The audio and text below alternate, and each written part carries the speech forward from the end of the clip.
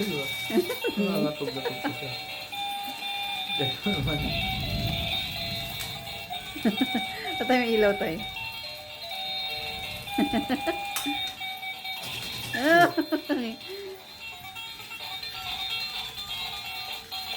Kasi tatlo ah. Hirap na hirap na hirap. Ito lang yata yung pagod na ako dito ako. Oo. Umalog na ito pa. So, flash on na siya. Tama yung tito niya doon. Sa padal. Oo, mga tog pa. Wait lang. Agad na? Ayun na mataba yan eh. Umayat, kakakyat. Patay, pwede ba yung patayin yung ilaw talaga para makita yung ano? Ayan o. Yung umula. Oh. Maganda. Exercise na yun. Oo. Nabugbog na yung mukha dun sa ano.